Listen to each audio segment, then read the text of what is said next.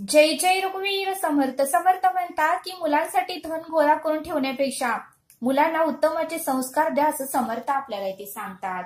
समर्थ म्हणतात की आपण बरेच जण धनसंपत्ती मिळवण्याकडे एवढे लक्ष देतो की मुलांवर संस्कार करणेच विसरून जातो असं समर्थ आपल्याला इथे सांगतात। आणि म्हणून समर्थ म्हणतात की मुलांवर उत्तमाचे संस्कार करणे फार गरजेचं आहे असं समर्थ आपल्याला इथे सांगतात। समर्थ म्हणतात की संस्कार उत्तमाचे जर मुलांवर केले नाही तर आपण जी मिळवलेली संपत्ती आहे, प्रॉपर्टी आहे, पैसा आहे, ते सर्व काही मुलं संपून टाकतील असं समर्थ आपल्याला ते सांगतात। पण जर आपणच त्या मुलांवर उत्तमाचे संस्कार केले, उत्तमाचं ज्ञान दिलं, उत्तमाचा मार्ग दाखवला, तर आपण जेवढा पैसा, आपण जेवढं प्रॉपर्टी आणि आपण जेवढी संपत्ती कमवली आहे त्याच्याही पेक्षा जास्त आणि डबल टिबल संपत्ती आपला मुलगा जर योग्य उत्तमाचे संस्कार आपण जर त्याच्यावर केले तर तो मिळवेल असं समर्थ आपल्याला ते सांगतात। आणि म्हणून समर्थ म्हणतात की एकदा गेलेला पैसा आपण परत मिळवता येतो, एकदा गेलेलं घर आपल्याला परत मिळवता येतं, पण एकदा वाया गेलेला मुलगा मात्र आपल्याला परत मिळवता येत नाही असं समर्थ आपल्याला इथे सांगतात।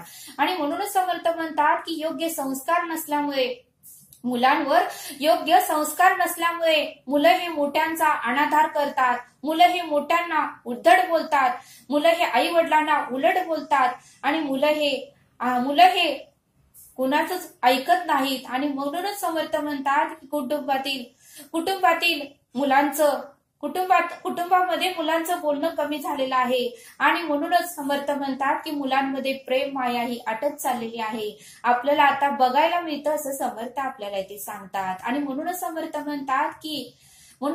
म्हणतात की मुलांवर उत्तमाचे संस्कार करणे फार गरजेचं आहे असं समर्थ आपल्याला इथे सांगतात। आणि म्हणून समर्थ म्हणतात की संस्कार म्हणजे शिस्त, संस्कार म्हणजे विनम्र भाव, तर संस्कार म्हणजे थोड्या मोठ्यांचा आधार आणि संस्कार म्हणजे माणुसकी असं समर्थ आपल्याला ते सांगतात। समर्थ म्हणतात की संस्कार म्हणजे शिस्त, संस्कार म्हणजे विनम्र भाव, संस्कार म्हणजे थोड्या मोठ्यांचा आधार, तर संस्कार म्हणजे माणुसकी असं समर्थ आपल्याला ते सांगतात। आणि म्हणूनच समर्थ म्हणतात की ते जे परशाने दूर होईल अंधार, जसा मुलांचा वृक्ष असे आधार। म्हणून समर्थ म्हणतात की ते जे परशाने दूर होईल अंधार, जसा मुलांचा वृक्ष असे आधार असं समर्थ आपल्याला इथे सांगतात। आणि म्हणूनच समर्थ म्हणतात की संस्कार हे माणसाच्या वागण्यातून आपल्याला दिसून येते, संस्कार हे माणसाच्या बोलण्यातून आपल्याला दिसून येते, तर संस्कार हे माणसाच्या स्वभावातून आपल्याला दिसून येते असं समर्थ आपल्याला इथे सांगतात। आणि म्हणूनच समर्थ म्हणतात की बालवयात संस्कार करणे फार गरजेचं आहे। म्हणून समर्थ म्हणतात की लहान मुलगा आहे, बालवयामध्ये मुलांवर संस्कार करणे फार गरजेचं आहे। लहान मुलं इतर लोकांचं अनुकरण करतात आणि म्हणून समर्थ म्हणतात की लहान मुलं म्हणजे मातीचा गोळा असतो,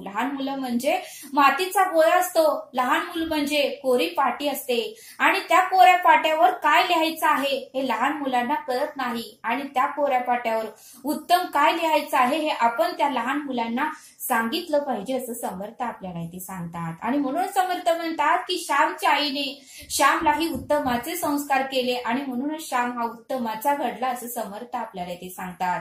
आणि म्हणूनच समर्थ म्हणतात की श्यामच्या आईने श्यामला सांगितलं होतं की खरा तो एकची धर्म जगाला प्रेम अर्पावे, खरा तो एकची धर्म जगाला प्रेम अर्पावे हा संदेश त्यांनी जगाला दिला असं समर्थ आपल्याला इथे सांगतात। आणि म्हणून समर्थ म्हणतात की जिजाऊ मातेनेही छत्रपती शिवाजी महाराजांवर बालवयातच उत्तमाचे संस्कार केले आणि म्हणूनच छत्रपती शिवाजी महाराज हे आदर्श राजे झाले असं समर्थ आपल्याला इथे सांगतात। आणि म्हणून समर्थ म्हणतात की जिजाऊंनी सुद्धा छत्रपती शिवाजी महाराजांना बालवयातच राष्ट्रप्रेम, राष्ट्रभक्ती आणि स्त्रियांचा सन्मान या गुणांची शिकवण जिजाऊंनी छत्रपती शिवाजी महाराजांना लहान वयातच दिली होती आणि म्हणूनच छत्रपती शिवाजी महाराज हे आदर्श राजे झाले आणि आजही त्यांचं नाव निघतं असं समर्थ आपल्याला इथे सांगतात। आणि म्हणून समर्थ म्हणतात की आजच्या धावत्या युगामध्ये योग्य संस्कार करणे पालकांना जमत नाही, कारण आई वडील हे कुठलाही व्यवसाय किंवा बिझनेस किंवा नोकरी यासाठी हे दिवसभर जे 10ला घरातून बाहेर पडतात ते संध्याकाळी 6-7लाच घरात येतात। मग आपला मुलगा कोठे जातो, कोणाशी मैत्री करतो, मोबाईल किती वेळ बघतो, काय करतो हे पाहण्यात मात्र आई वडिलांना वेळ नसतो आणि मग मात्र तो मुलगा हळूहळू करत वाया जातो असं समर्थ आपल्याला ते सांगतात।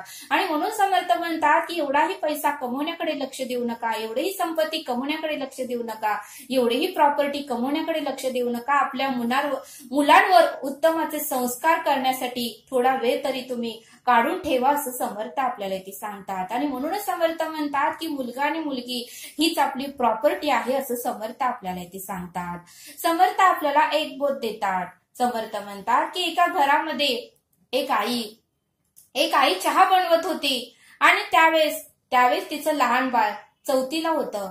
त्यावेळेस ती लहान बाळ आपल्या बाळाला बोलवलं, आनंद त्याचं नाव होतं। ती म्हणली, आनंद बाळा इकडे आजोबांना चहा दे।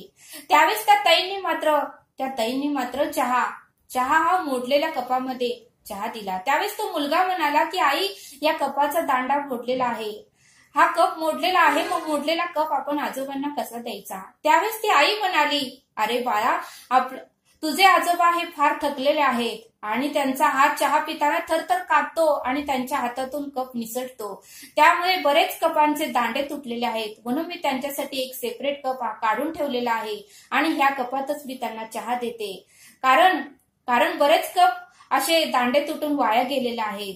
त्यावेळेस मुलगा म्हणाला, ठीक आहे आई, मी चहा देऊन येतो। आणि मोडलेल्या कपातून तो मुलगा आपल्या आजोबांकडे गेला आणि मोडलेला कपच आजोबांना ते चहा दिला। त्यावेळेस आजोबांनीही त्याचा जो कपाचा दांडा असतो तो मोडला होता, आजोबांनाही तसा चहा पिला। त्यावेळेस तो मुलगा आला आणि आईला म्हणाला, अगं आई, त्या कपाचा दांडा मोडलेला आहे, तो कप मुडा झालेला आहे आणि तो मात्र आजोबांना चांगल्या कपातून द्यायला पाहिजे होतं। आजोबांना तो चहा पोळत आहे, त्यांना धरताही येत नाही, त्यांनी कसा चहा प्यायचा? त्यावेळेस आईने सांगितलं, अरे तुला किती वेळा सांगायचं की कप ते मोडत आहेत, कपाचा दांडा त्यांच्या हातातून निसटतो, त्यांचे वय झाल्यामुळे त्यांचा हात थरथर कापतोय। त्यावेळेस मुलगाही उत्तमाचं उत्तर आईला दिला। आईला म्हणाला की आई, ते आजोबांनी चहा पिलेला कप मी तसाच आता व्यवस्थित आणि उत्तम कपाटात झाकून ठेवणार। त्यावेळेस आई म्हणाली, अरे का रे, तो कपाचा दांडा तर मोडलेला आहे, मग तू आजोबानंतर तो कप का तू झाकून ठेवणार? त्यावेळेस तो मुलगा म्हणाला, अगं आई, तू पण उद्या वयस्कर होणार, तू पण उद्या 60-70 वयाची झाल्यावर तुझेही हात असे थरथर कापणार, त्यावेळेस मी नवीन बाजारातून कप कशाला आणू? आजोबांना ज्या कपात तू चहा देते त्याच कपात मी तुला वय झाल्यावर तुला देत जाईन, मी कशाला खर्च करू? त्यावेळेस मात्र आईच्या डोळ्यात अश्रू आले। बघा म्हणले समर्थ, त्या आईने जर मुलाला उत्तमाचं सांगितलं असतं, मुलांवर उत्तमाचे संस्कार केले असते, मुलांसमोर जर उत्तमाचं आजी आजोबांशी वागले असते, तर मुलगाही आपल्या बरोबर तसंच वागला असता। आणि म्हणून समर्थ म्हणतात की निसर्गाचा नियमच आहे, पेरेल तेच उगवते। आणि म्हणून समर्थ म्हणतात की आपल्या मुलांवर आतापासूनच उत्तमाचे संस्कार करा, तरच उत्तमच पुढची पिढी घडणार आहे असं समर्थ आपल्याला ते सांगतात।